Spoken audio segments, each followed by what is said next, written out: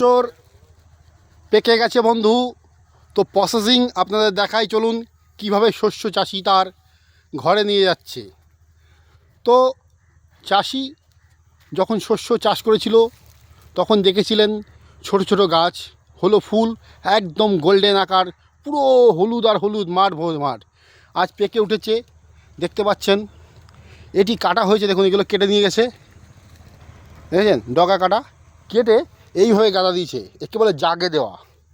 তো যখন জাগে দেওয়া হয়েছে, এটি এইভাবে এই অবস্থায় দীর্ঘ 4-5 দিন রাখার ফলে ভেতরে শস্যটার ডগা বা ছালটা নরম হয়ে যাবে। যখন নরম হয়ে যাবে তখন চাষি এই ধরনের নেট বাড়ি থেকে এনে, এই ধরনের নেট এনে পেতে দেবে।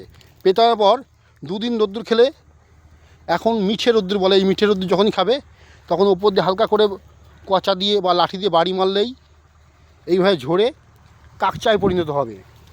এবং যেটা ঝরে এক জায়গা হবে, স্তূপ করে ফেলবে। স্তূপ করার পরে চাষি ওই স্তূপ, এই দেখুন এগুলো ঝেড়েছে, ঝাড়ার পরে এই কাঁটাগুলো বেরিয়েছে।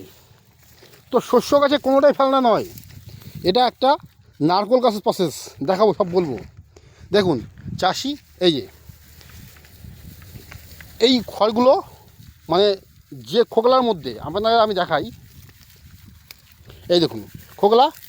তো এটা করলে এই যে খোকলা, এই খোকলা বালি চালনির সাথে চেলে ফেলে দিচ্ছে, প্লাস শস্যটা, পিওর শস্যটা বের করে নিচ্ছে।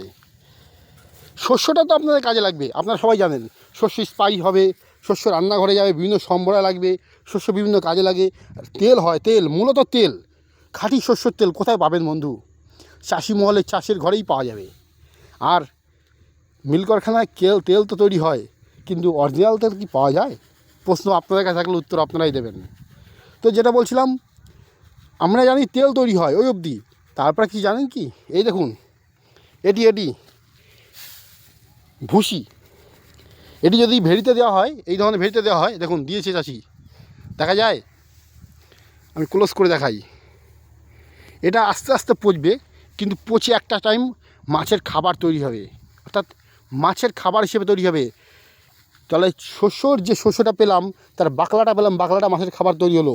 আর যে কাকটা বা কাঠ পড়ে আছে এখানে, এই দেখুন গাছ, এটি কি করবে?